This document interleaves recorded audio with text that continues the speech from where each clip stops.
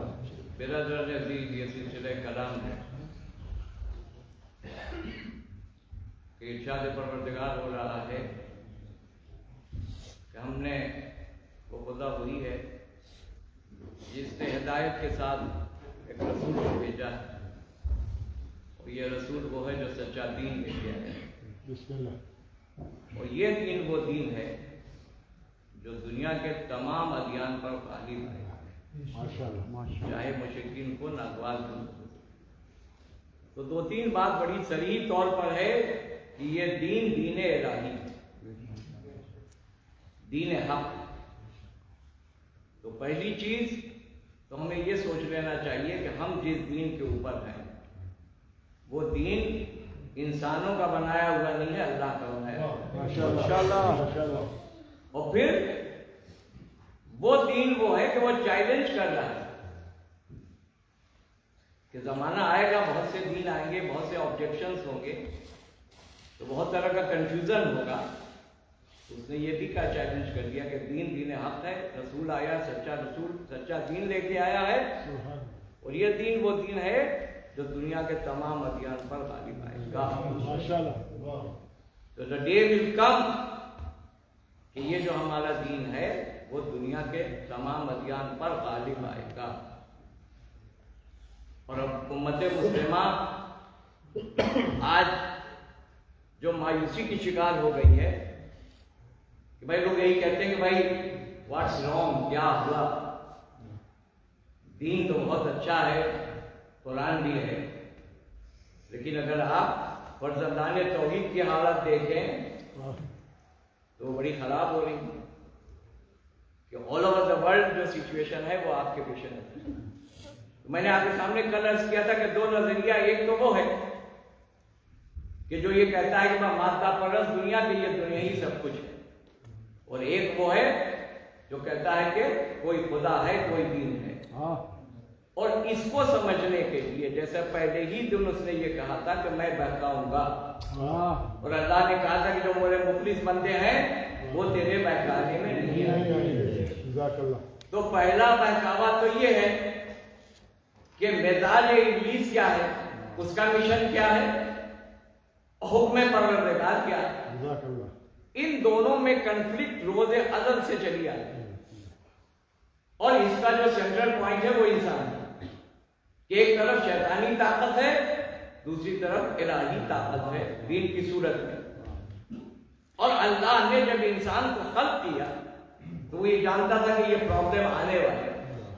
تو جب جناب آدم کی خلقت ہوئی تو ان کے سامنے تین چیز پیش کی گئی، عقل، حیا اور دین، کہ اس میں سے ایک چیز آپ اپنے لیے چن لیں. جناب آدم نے عقل کا انتخاب کیا، تو فرشتوں نے حیا اور دین سے کہا کہ بھئی واپس چلو. تو انہوں نے کہا کہ ہم واپس کہاں جائیں، ہمیں تو یہی حکم ہے کہ جہاں جہاں عقل ہوگی اس کے ساتھ رہنا ہے. تو معلوم ہوا کہ جہاں جہاں عقل ہے وہاں حیا بھی ہے، دین بھی ہے، اور جہاں عقل نہیں ہے وہاں حیا بھی نہیں ہے، دین بھی ہے. اور اس کا پہلا مشن یہ ہے کہ عقل کو، وزڈم کو ختم کرنا، کہ بھئی دین کہہ رہا ہے لا عقل لہو لا دین لہو. اگر وزڈم نہیں ہے، عقل نہیں ہے تو دین نہیں ہے. اسلام بات بھی کرتا ہے تو عقل مند سے بات کرتا ہے. اسلام کی جو گفتگو ہے نہ وہ نادان بچے سے بات کرتا ہے، نہ وہ دیوانے سے بات کرتا ہے. بھئی بچہ ہے، کوئی اوبلیگیشن نہیں ہے اس کے اوپر، پریکٹس میکس مین پرفیکٹ. بچپن سے عادت ڈالی گئی تو وہ نماز پڑھ رہا ہے، روزہ بھی رکھ رہا ہے، بچے رکھتے ہیں ماشاءاللہ. بٹ یہ کمپلشن نہیں ہے، they are doing the practice. اگر دین سے پوچھئے، علماء سے پوچھئے کہ کیا اس پر واجب ہے، اگر نہیں پڑھا تو کفارہ ہوگا، گناہ ہوگا، کہ نتھنگ ڈوئنگ. یہ کر رہا ہے، اس کا ثواب آپ کو ملے گا، اسے بھی یقیناً اجر ملے گا، لیکن اس پر یہ نہیں. کیوں؟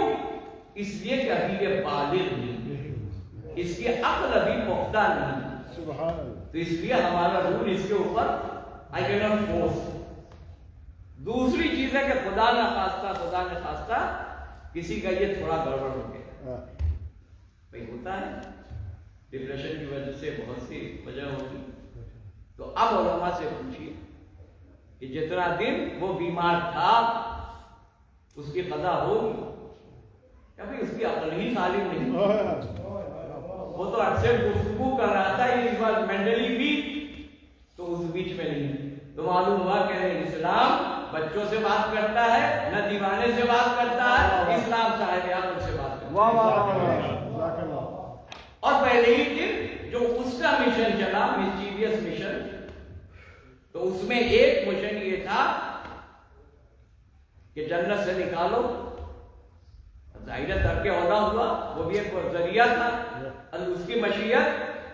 لیکن آپ دیکھیے کہ وہاں ہوا کیا کہ جب جنت کا لباس بھی اتر گیا تو جناب آدم کی کوشش کیا ہوئی، ابھی بھی ہوا کی کہ لیٹس کور دا باڈی لباس نہیں ہے تو پتوں سے چھپایا.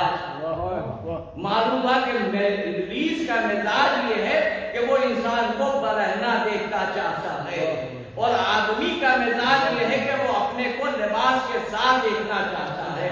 آج بھی آپ دیکھ لیجیے جو ابلیسی طاقت ہے وہ اس انسان کو برہنہ دیکھنا چاہتی ہے. نوڈ ڈے منایا جا رہا ہے دنیا میں، اب یہ ہو گیا. اور جو انسان ہے وہ اس کو چھپانے کی کوشش کرے کہ یہ میرا شرف ہے. اور دوسری بات یہ ہے کہ اس نے عبادت کس کی کی. ابھی آپ مولانا سے سن رہے تھے کہ اتنی عبادت کی کہ اس کا گریڈ بڑھتا چلا گیا. پہلے آسمان، دوسرے آسمان، تیسرے آسمان، اور all the angels were impressed. انہوں نے کہا کہ ارے بھائی یہ تو ہم سے بڑا عابد آ گیا، ایسی عبادت کر رہا ہے. تو اللہ نے بھی کہا کہ خبیث فطرت سامنے آ جائے، ایک ٹیسٹ ہو جائے، پتہ چل جائے کہ یہ سجدہ میرا ہو رہا ہے یا کسی غلط سے ہو رہا ہے. تو ابھی آپ سن رہے تھے کہ پراؤڈنس، کبر، یہی کبر اس میں ہو گیا نا کہ جتنے ملائکہ تھے اب وہ اس کے پاس آتے تھے کہ سنا ہے کہ کوئی راندہ درگاہ ہوگا. somebody will be kicked out from here. آج کے اوپر دیکھا ہے تو ہم لوگ فرائٹن لے کے کہیں ایسا نہ ہو کہ ہمارا نام اس میں ہو. تو اب اس کو اتنا محترم سمجھ رہے تھے کہ اس کے پاس ہوگا کہ دعا. بھائی عالم کے پاس، ولی کے پاس ہو جاتا ہے کہ آپ ہمارے لیے دعا کر دیجیے، تو معصوم ملائکہ، نورانی ملائکہ اس کے پاس آ رہے ہیں کہ آپ دعا کر دیجیے ہمارے لیے اور ہم آمین کہیں. تو غرور کا یہ عالم ہے کہ وہ کہہ رہا ہے پروردگار ان لوگوں کو اپنے عذاب سے بچانا، ان لوگوں کو بچانا. اپنے کو ایکسکلوڈ کر دیا، ناٹ می. یعنی اتنا اوور کانفیڈنس ہو گیا کہ مجھ پر عذاب نہیں ہے. تو اب آپ دیکھیے کہ عذاب آیا. اور اب وہ جو عبادت کر رہا تھا، معلم تھا ملائکہ کا، وہ کیا پیش کر رہا ہے. اس وقت نہ قیامت آئی ہے، نبوت کا تو مسئلہ ہی چھڑا تھا وہیں پر. خلافت کا مسئلہ سنا کہ انہی جاہلوں فی الارض خلیفہ، میں زمین پر ایک خلیفہ بنانے جا رہا ہوں. تو اب اس پر اب یہ آرگومنٹ ہوا، ملائکہ نے کہا کہ کیا تو ایسے کو بنائے گا جو زمین میں جا کے فساد و خوریزی برپا کرے، اور ہم تو تیری تسبیح کرتے ہیں، تیری تقدیس کرتے ہیں. یعنی انڈائریکٹلی اپنے کو پروجیکٹ کیا کہ ہم زیادہ حقدار ہیں. تو اب اللہ نے جواب کیا دیا؟ بس ایک ہی لائن کا جواب دیا، انی اعلم ما لا تعلمون. جو ہم جانتے ہیں وہ تم نہیں جانتے. یعنی پہلے ہی دن اس نے کہہ دیا کہ دین کے معاملے میں لاجک نہیں چلے گی، دین کے معاملے میں لاجک نہیں چلے گی، اس لیے کہ تمہیں جاہل پیدا کیا ہے، تمہارا علم محدود ہے. تو یہ وائی کا جو کوشچن مذہب میں آتا ہے یہ ابلیسیت ہے. اسلام یہ کہتا ہے کہ یو ٹرائی ٹو انڈرسٹینڈ، جاننے کی کوشش کرو. یہ مزاج ابلیس ہے کہ کیوں. حضور صاحبان نظر کا مجمع ہے، کیا ہوا، کس کا انتخاب ہوا؟ جسے ہونا تھا اس کا انتخاب ہو گیا. لیکن پہلے ہی دن اللہ نے معیار بھی رکھا کہ بنانا تو تھا، لیکن کہا کہ نہیں. قرآن میں پورا قصہ موجود ہے کہ ہم جو عہدہ دے رہے ہیں وہ کوئی ایبلٹی پر دے رہے ہیں، کوئی صلاحیت پر دے رہے ہیں. ایسے ہی نہیں ہے کہ ہم نے پک اینڈ چوز کر لیا. تو جب ملائکہ نے کہا تو حضرت نے کیا کیا؟ اچھا تو پھر پہچانو. جب دیکھا عرش کی طرف تو یہی کہا کہ پروردگارا ہمارے پاس تو وہی علم ہے جو تم نے دیا ہے. لیکن اب جب آدم نے دیکھا تو صاحب عقل تھے نا، عقل کا استعمال کیا. جس نور کو حمد کرتا ہوا دیکھا محمد کہہ دیا، جسے بلندی پر دیکھا علی کہہ دیا، جس میں عصمت و طہارت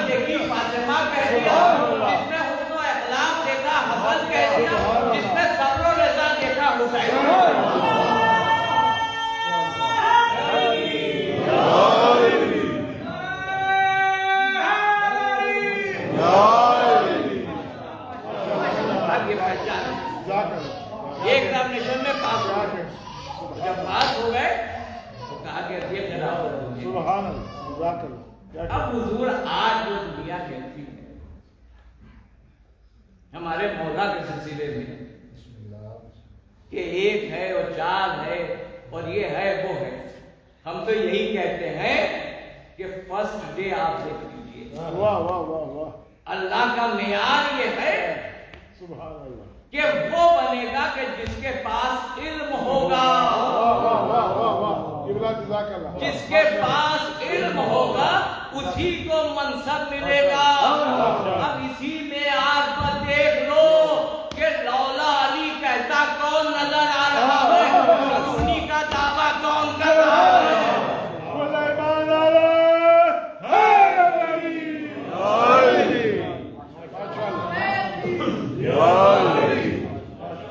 ایک تو وہ ہے جو کمپیٹنٹ نہیں ہے اور خود ایکسپٹ کر لیا کہ اگر علی نہ ہوتے تو ہم ہلاک ہو جاتے. بھائی یہ تو ریکارڈڈ فیکٹ ہے. تو اب معلوم ہوا کہ علم معیار ہے تو اس معیار پر تو ظاہر ہے کہ اور کوئی مولا کے مقابلے میں نہیں. اور دوسری چیز یہ ہے حضور کے لیے عہدہ تو بہت چھوٹا ہے.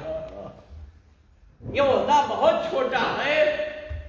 اگر فرض کیجئے کوئی کسی کمپنی کا ڈائریکٹر ہو تو اسے مینیجر کی پوسٹ دیا جائے تو اب ظاہر ہے کہ اس کا اسٹیٹس بہت اونچا ہے. اب وہ اس پوسٹ کے لیے لڑائی نہیں کرے گا. اور ابھی کبھی ایسے حالات ہو گئے کہ he has to accept a post تو وہ حالات سبسٹانس کی وجہ سے حالات کی وجہ سے ایکسپٹ کرے گا.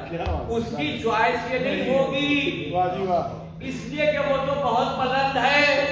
اما تم خلیفہ کی بات کرتے ہو، میرے مولا کا قد بہت اونچا ہے، یہ پوسٹ بہت چھوٹا ہے. اما مولا کی بات چھوڑو، آدم جیسا نبی جو انہیں پہچان لیتا ہے وہ منصب خلافت کا فائز ہو جاتا ہے.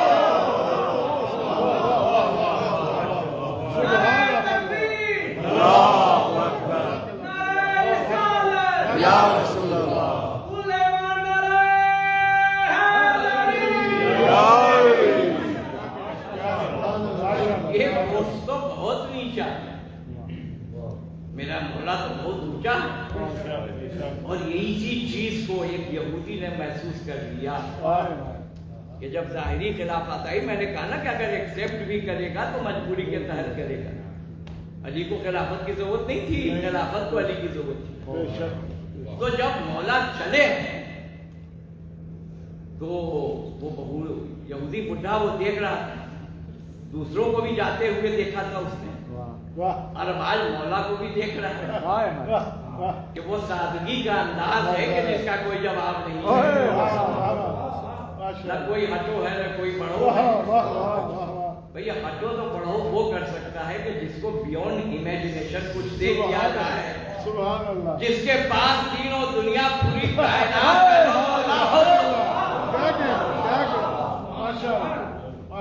اب اس یہودی نے غور سے دیکھا اور اس نے کہا کہ آج کے پہلے جو لوگ گئے ہیں وہ لوگ تھے کہ جو منصب کا فخر کریں گے کہ ہمیں یہ عہدہ مل گیا.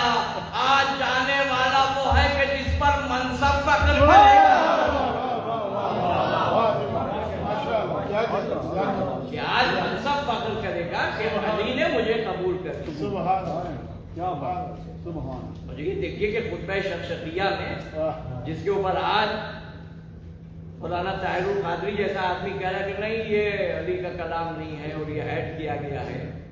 اس سے کہ ایک طرف تو یہی ہوتا ہے نا کہ نہیں وہ بیچ میں بہت اچھی انڈرسٹینڈنگ تھی، ایسی بات نہیں ہے، لیکن اس ساری انڈرسٹینڈنگ مس انڈرسٹینڈنگ میں بدل جائے گی. صرف خطبہ شخصیہ پڑھ لیجیے. تو اس میں جو فیکٹ ہے، جو فیلنگ ہے مولا کی، انہوں نے ایکسپریس کر دیا ہے اس خطبے سے. تب اس خطبے کو پڑھنے کے بعد کوئی عقل مند یہ تو نہیں سوچ سکتا ہے کہ انڈرسٹینڈنگ بہت اچھی تھی. ارے یہ مانو کہ ضرورت تھی اس لیے ایکسپٹ کی. تو اب اس کا مشن، اور اس کا مشن یہ ہے کہ جو معلم الملکوت تھا تو وہ کیا ٹیچ کرتا ہے. بھائی نہ قیامت ہے، نہ امامت ہے، نہ نبوت ہے. اب یہ پہلا نمائندہ بننے جا رہا ہے جو اللہ کا نمائندہ. تو اب وہ پریچنگ اس کی جو ہوگی توحید توحید توحید. اللہ کے علاوہ تو کچھ ہے نہیں نا، صرف توحید ہے. معلوم ہوا کہ مزاج شیطان یہ ہے. آج یہ گلیمر ہے جو ہمارے نوجوان کنفیوز ہوتے ہیں کہ ہمارا سورت بھی اسلامی ہے اور ذکر بھی خدا کا ہو رہا ہے، تو ہم یہ کیسے مان لے کہ وہ لوگ صحیح نہیں ہیں. تو ہم ان نوجوانوں کو کہتے ہیں کہ you see the example, first example کہ وہ معلم الملکوت تھا، عرش کے اوپر تھا، اس کے لیے نور کا ممبر ہے اور اس پر وہ تبلیغ کر رہا ہے. اور تبلیغ کیا کر رہا ہے؟ توحید توحید توحید. مگر اللہ نے کہا کہ صرف توحید کافی نہیں ہوگی.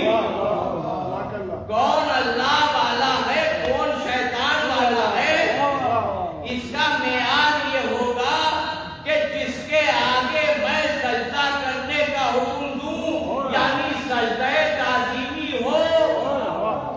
اگر تم اس کے آگے بھی جھک گئے تو تم رحمان والے ہو ورنہ شیطان والے ہو.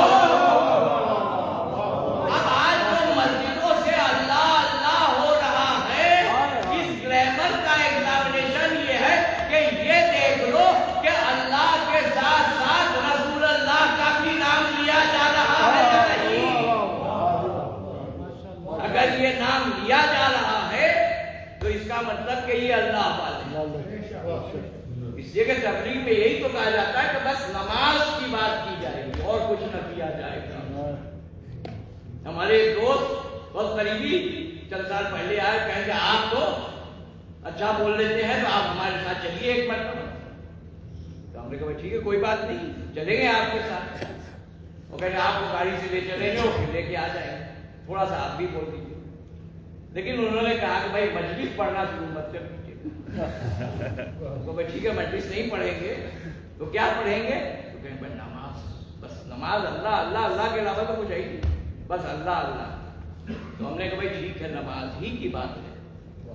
تو میرے مولا نے نہج البلاغہ میں جو کچھ نماز کے بارے میں کہا ہے، سبحان اللہ، یا جو معصومین کی حدیث ہے اسے میں سنا دوں گا. نہ مجلس پڑھوں گا نہ محفل پڑھوں گا. صرف مولا نے جو نماز کے بارے میں کہا ہے کہ بھائی نماز کہ اگر یہ قبول تو سب قبول، یہ رد تو سب رد، دو سنا دیں.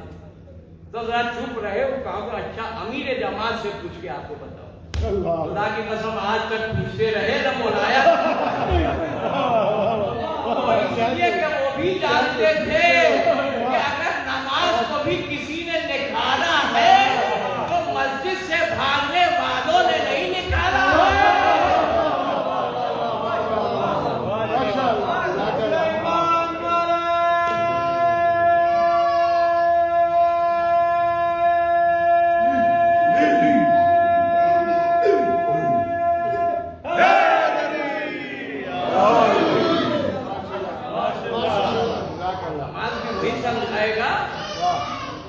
جس کے لیے ہے کہ یہ نماز کو قائم کرتے. سبحان سبحان. تو اب آج بھی ایک شیطان کا بہکاوا ہے کہ آپ صرف اللہ اللہ. آپ تو یوٹیوب کے اوپر دیکھتے ہوں گے برابر کہ روزے رسول میں بیچارے اچھے خاصے مسلمان گئے، کوئی کفن لے کے جا رہا ہے، کوئی ہاتھ میں کڑا پہنے ہوا ہے.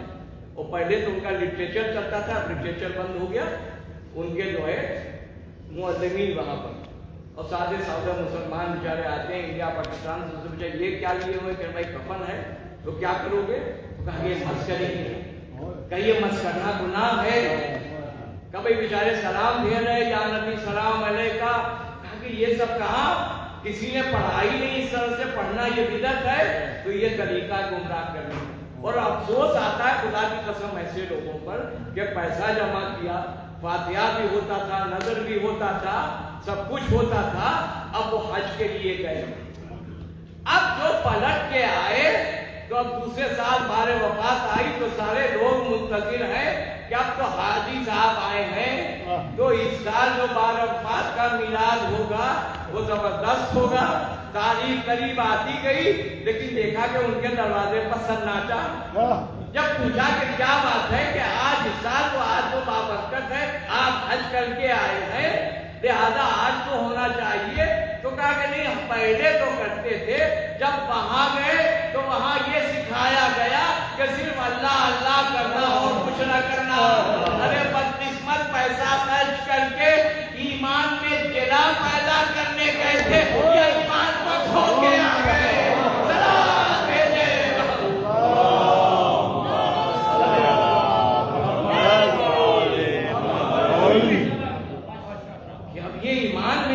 पैदा करने में या तवाफ करके आ गए तो ईमान खो के आ गए।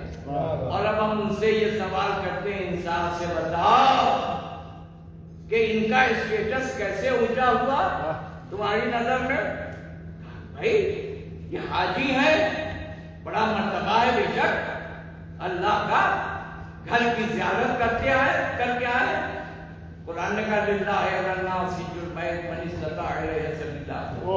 अगर तुम एफर्ट कर सकते हो तो आप जाइए साल में एक मरतबा, और अगर नहीं जा सकते हैं तो नमाज जुमा में शरीक हो जाए।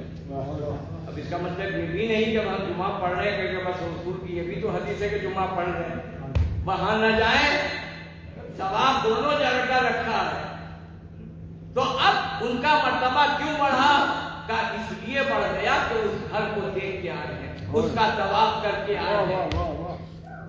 हजरे असवद को नहीं चूमा, और ऐसे लोग होते हैं कि भीड़ बहुत ही चूम ना सके, आप अगर हदीस में ये है कि दूर से भी चूम लीजिए तो ये हो जाएगा। तो चूंकि तवाफ काबा करके आए हैं तो इनका मर्तबा बढ़ गया या साहिब ईमान हो गए। इस्लाम दीन अक्ल है, जरा गौर करो। जो मुसलमान तवाफ काबा करके आए वो तो मोहतरम हो जाए, और जिनके दिलों में मौलूद काबा की मोहब्बत हो वो काफिर कैसे हो सकते हैं?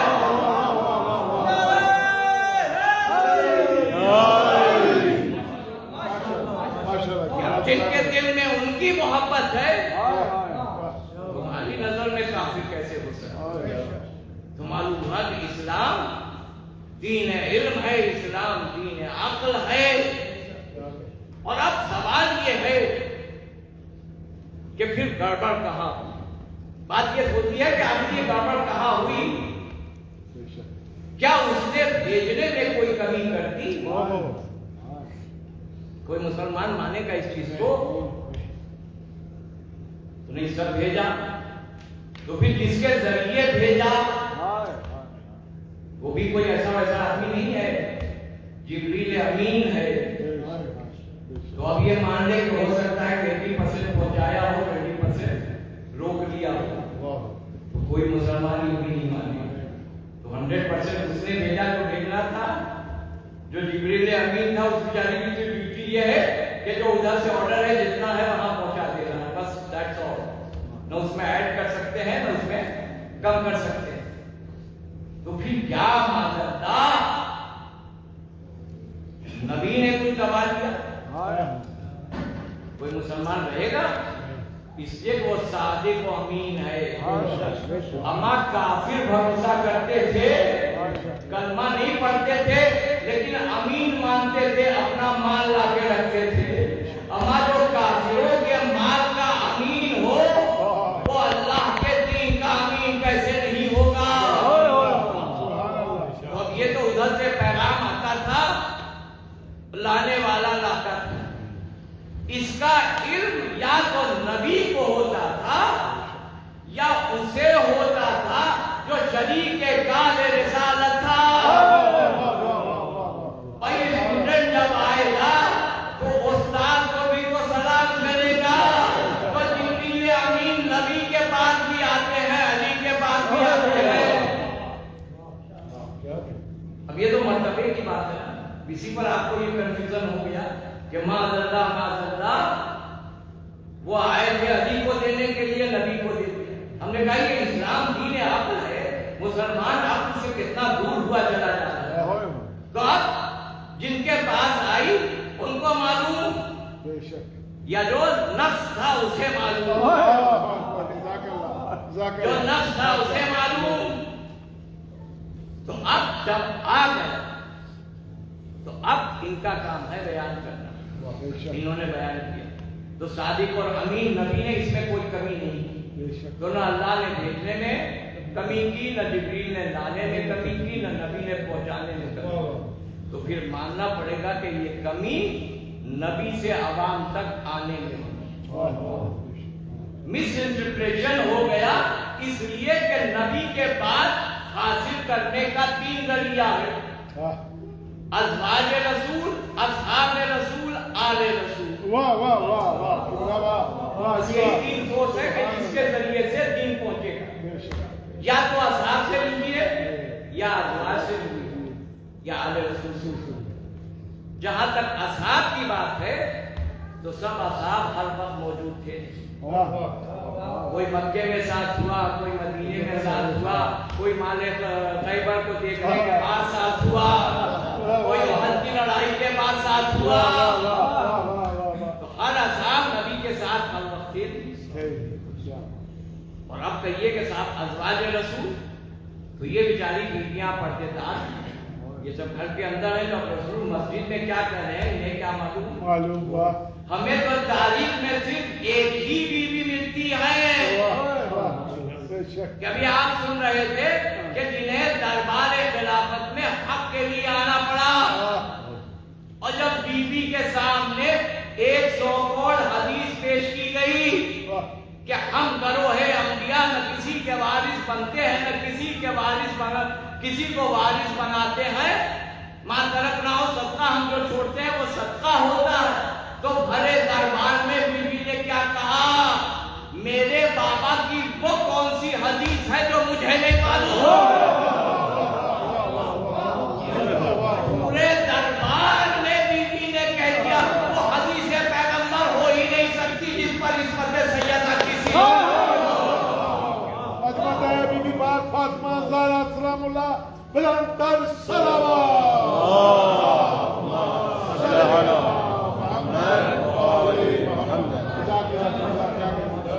وہ حدیث ہو ہی نہیں سکتی. اور خلیفہ بھی خاموش رہا. بھائی ابو ہریرہ نے تو دوسری ویڈیو کے لیے جو کہہ دیا جب انہوں نے آبجیکشن کیا کہ ابو ہریرہ یہ سب حدیث کہاں سے بیان کرتے ہو؟ بولا آپ کو کیا خبر، آپ تو گھر کے اندر رہتی ہے، میں نے باہر سنا ہے. یہ کہا ہے کہ نہیں؟ لیکن دربار خلافت میں بیوی کو کسی نے چاہیے نہیں. اس کا مطلب یہ ہے کہ سب جانتے تھے کہ ایک بیوی ہے جو پردے میں ہے، لیکن سب کچھ جانتے ہیں. تو اب ایک اصحاب رسول ہوئے، ایک ازواج رسول. تو اصحاب ہر وقت موجود نہیں. ازواج جو ہے ان کی یہ ہے کہ بھائی ظاہر ہے کہ امہات المومنین ہے، وہ پردے کے اندر. تو اب تیسرے آ جاتے ہیں اہل بیت، جو ریئل سورس ہیں، جو ایکچوئل سورس ہیں. ان کے ذریعے سے جو دین دیا جائے گا وہی صحیح سورس ہوگا. اس لیے کہ اس دین کو محفوظ ہونا ہے قیامت تک کے لیے. 23 years only preaching life ہے نبی کی، اور یہ دین رہے گا قیامت تک کے لیے. اب کاغذ میں لکھا جائے، کتابوں میں لکھا جائے، لوگوں کے دماغ پر بھروسہ کیا جائے تو اس میں کنفیوژن ہوگا. بھئی تعلیم ہے کہ لوگ باہر نکلے اور کہا کہ والدی سے نبی نے کیا کہا. اما نبی کوئی انگلش میں نہیں بولے تھے، عربی میں بولے تھے. اور باہر نکل کے ایک دوسرے سے پوچھتا ہے کہ نبی نے اب کیا کہا. اس کا مطلب بس میں بیٹھنا کافی نہیں ہے، صاحب کمال ہونا کافی، وہ ضروری. علامہ فخر الدین رازی نے کہا کہ اصحاب اور علی کے علم میں آسمان زمین کا فرق تھا. انہوں نے کہا اس کی وجہ یہ تھی کہ سارے اصحاب ہر وقت نبی کے پاس موجود نہ تھے. علی ہر وقت سائے کی طرح نبی کے ساتھ رہتے تھے. اور پھر وہ آگے لکھتے کہ اگر کبھی علی نہیں ہوتے تھے تو جیسے علی سے ملاقات ہوتی تھی تھی جو کچھ وہی آئی ہے علی کو بتا دیتے. واہ واہ واہ واہ سبحان اللہ. اور تیسری بات وہ لکھتے ہیں کہ علی نبی سے ڈسکس کرتے تھے, پوچھتے تھے. بھائی ڈسکس وہی کرے گا, پوچھے گا وہی اسٹوڈنٹ جو کمپیٹنٹ ہوگا. اگر 10 ٹیچر اسٹوڈنٹ ہے, ایک ٹیچر ہے, تو ہر آدمی کوشچن نہیں کرتا. کچھ بیک بینچرز ہوتے جو پیچھے بیٹھے ٹیچر کو جگانا پڑتا ہے, لیکن جو صحیح بچہ ہوتا ہے وہ کوشچن کرتا ہے کہ سر یہ بتائیے what is this, how it is this. اس سے اس کے پاس بھی کچھ نالج ہے, سیکھا ہے, تو اس لیے ڈسکس کر رہا ہے. تو معلوم ہوا باقی سب چپ بیٹھے رہتے تھے, علی پوچھتے تھے. اور اس کے بعد فخرالدین رازی نے بڑی اچھی مثال دی کہ صحابی کا علم ریت پر لکیر جیسا ہے اور علی کا علم پتھر پر لکیر جیسا ہے.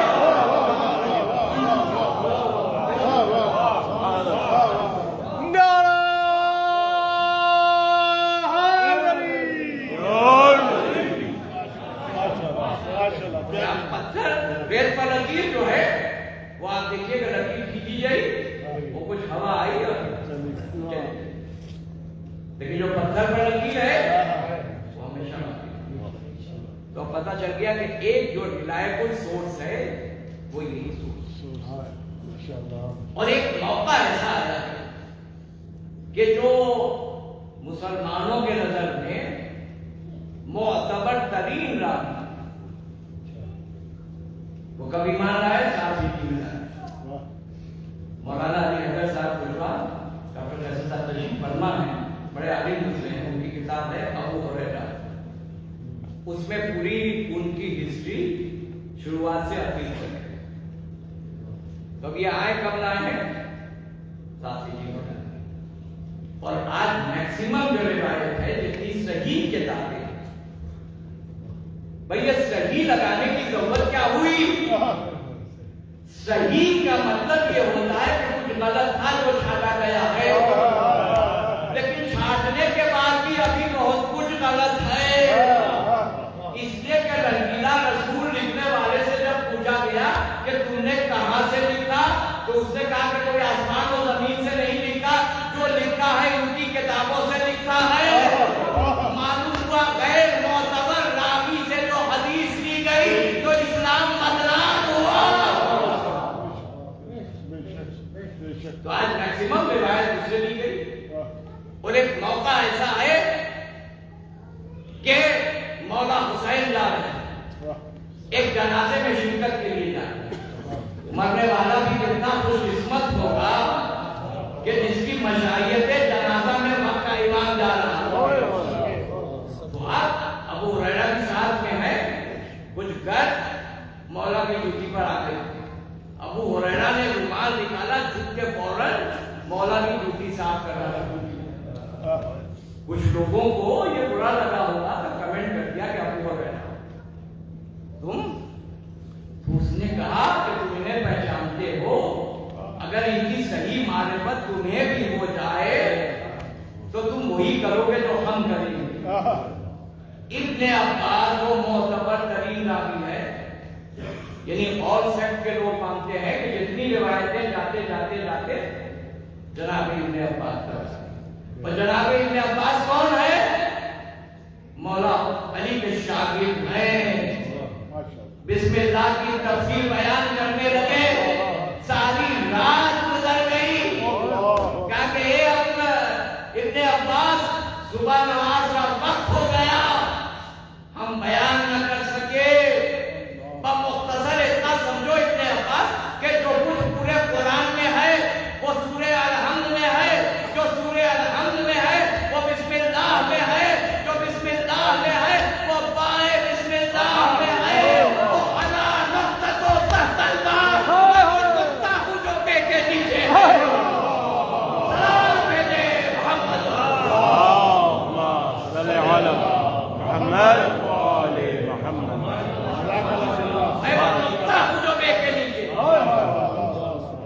سبحان آج لوگوں کو یہ بھی سمجھ میں نہیں آتا ہے کہ بھائی یہ نقطے میں قرآن سائنس نے بہت آسان کر دیا ہے سمجھانا. کہ بھائی آج والومنس بک جو ہے اس کو مائکرو فلمنگ کی جاتی ہے. مائکرو فلمنگ کا مطلب یہ ہوا کہ بھائی والومنس بک ہے اور اس کو ایک ڈاٹ پر لا کر رکھ دیا. دیکھنے میں ڈاٹ ہے لیکن اس میں پوری کتاب چھپی ہوئی ہے. جب نیکڈ آئی سے دیکھیں گے تو نقطہ دکھائی دے گا لیکن جب اسے وہاں دیکھیں گے تو پوری کتاب دکھائی دے گا. معلوم ہوا نیکڈ آئی سے دیکھو گے تو نقطہ مر دکھائی دے گا. اگر پوری کتاب دیکھنی ہے تو اس کے لیے پروجیکٹر چاہیے. پروجیکٹر کے اوپر پریس کرو پھر جو دیکھو تو وہ جو نقطہ دکھ رہا تھا پوری والومنس بک دکھائی دے گی. پورا قرآن نقطے میں ہے لیکن آپ ہم نہیں دیکھ سکتے. اس کے لیے عصمت کی نظر چاہیے, عصمت کا پروجیکٹر چاہیے, امام جیسی عارف نظر چاہیے تب نقطے میں قرآن نظر آئے.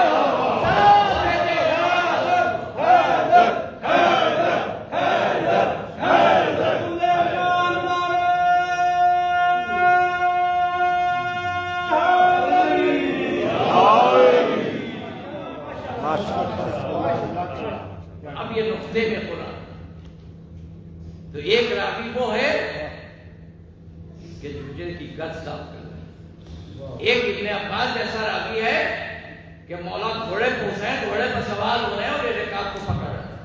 It's just like opening a door کہ جو معزز شخصیتیں ہوتی ہیں تو اس کے لیے گیٹ کھولا جاتا ہے. تو وہاں بھی کسی نے آبجیکٹ کیا کہ ابن عباس ارے آپ کا اسٹیٹس بہت بڑا ہے, بہت بزرگ ہے, سینئر ہے. اما یہ آج کا کوئی سینئر چلا ہے.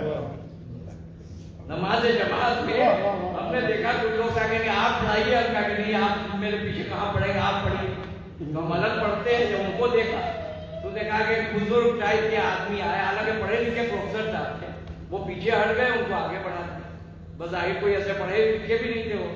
تو ہم نے کہا بھائی کیا معیار ہے آپ کا, آپ کو ڈیبیٹ لکھتے ہیں, کتاب لکھتے ہیں, آپ کو آگے بڑھنا چاہیے تھا. آپ یہ امامت پڑھتے, ہم نے تو اپنی الگ پڑھی, آپ کے گروپ میں پڑھتے.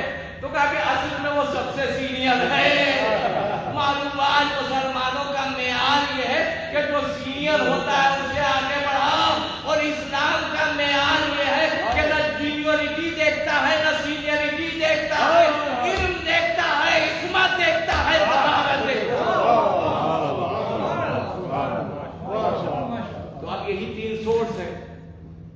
اب چوائس مسلمانوں کی ہے کہ آپ دین اس سے لیں گے کہ جو جوتیاں صاف کر رہا ہے, اور انصاف سے بتائیے جو جوتیاں صاف کرنے والا آپ کی نظر میں ابو ہریرہ محترم ترین راوی بن سکتا ہے جو جس کی جوتی صاف کی علی حق علی حق علی حق علی حق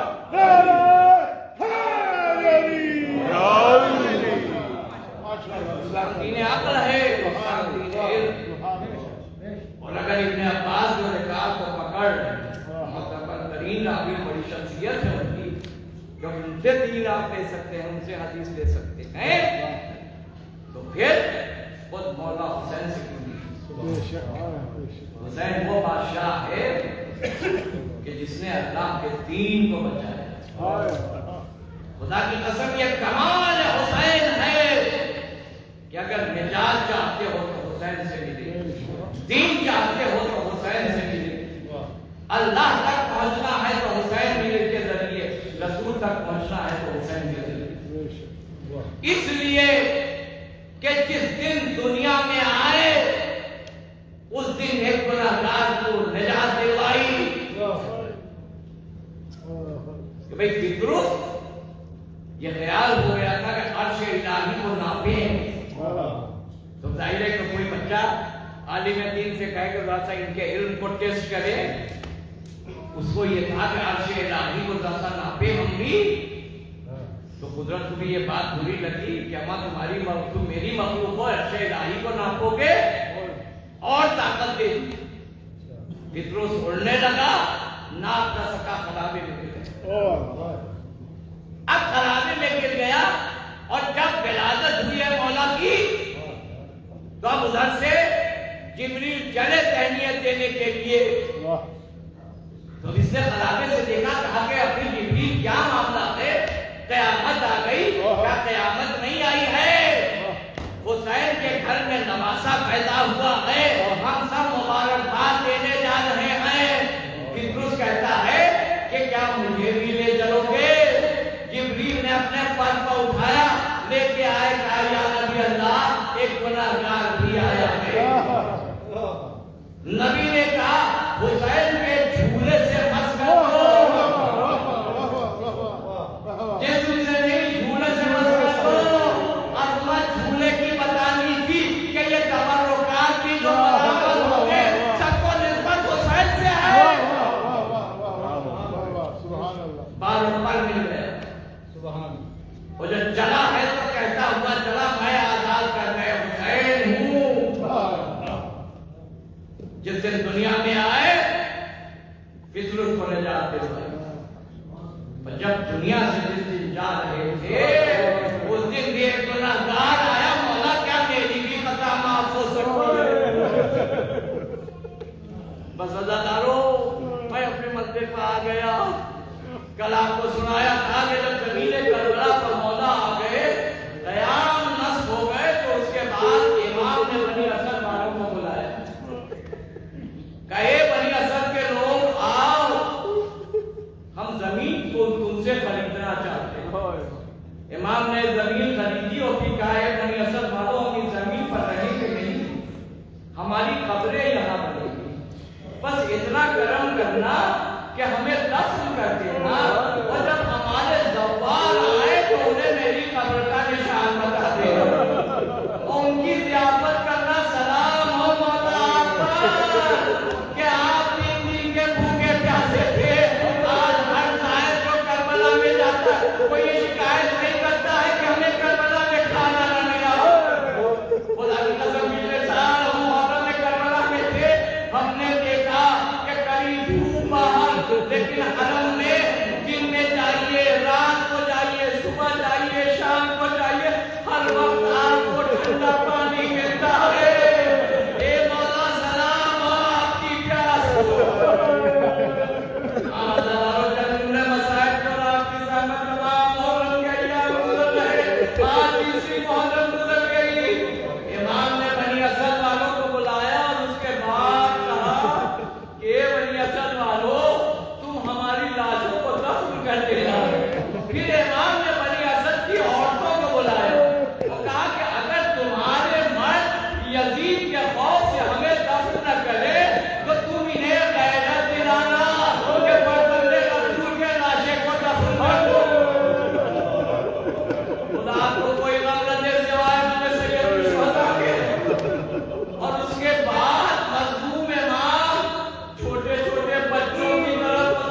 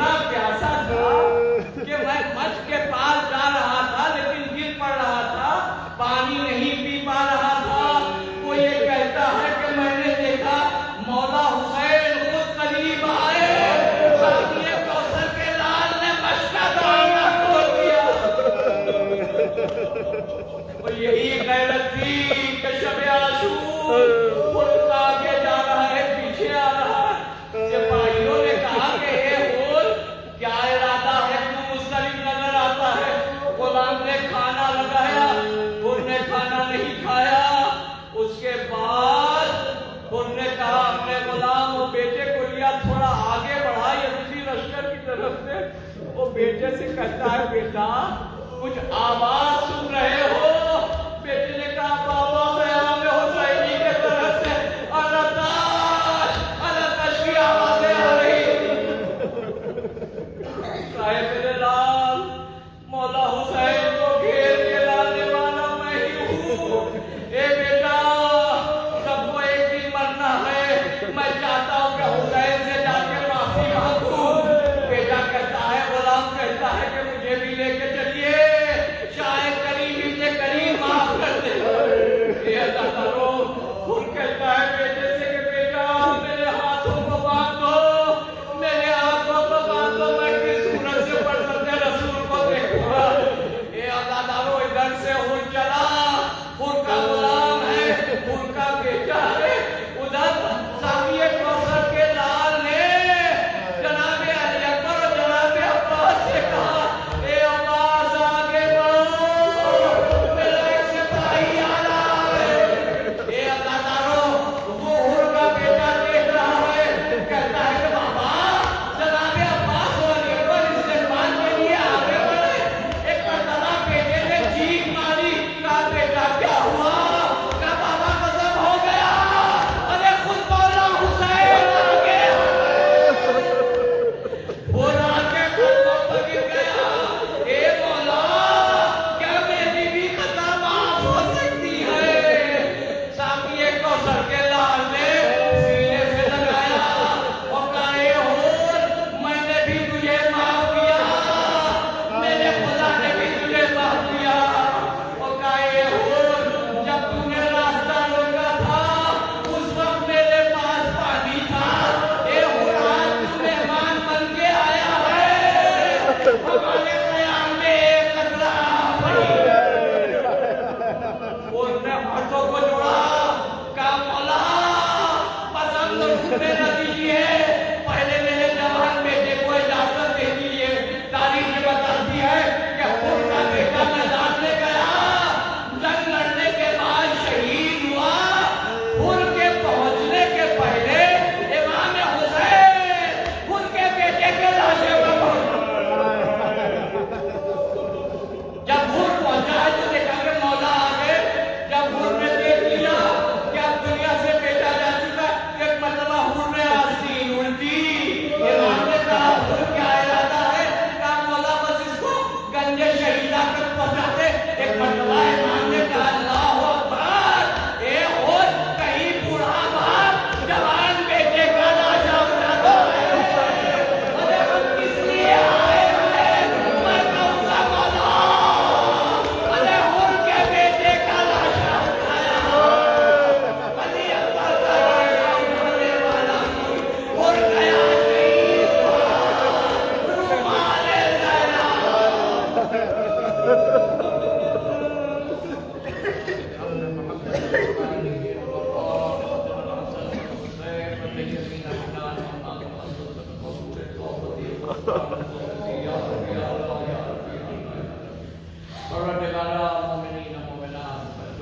آنکھوں سے جو آنسو نکلے ہوں ہمارے معصومہ کے جگہ ہمارے گناہوں کو عفو فرما، ہمیں جو بیمار ہے بیمار کرنا سچے میں شفا کامل عطا فرما، جو مقروض ہیں ان کے قرض کی ادائیگی کا سامان فرما۔ پروردگار اشیاء نے حضر قرار دنیا میں جہاں جہاں ان کی جان و مال کو تو آپ لوگ کی حفاظت فرما۔ پروردگار یوسف زہرا پاک زمانہ کے ظہور میں تعلیم فرما، ہم سب کا شمار ان کے اصحاب اور انصار میں فرما۔ یا حسین یا حسین یا حسین یا حسین یا حسین یا حسین یا حسین یا حسین یا حسین یا حسین یا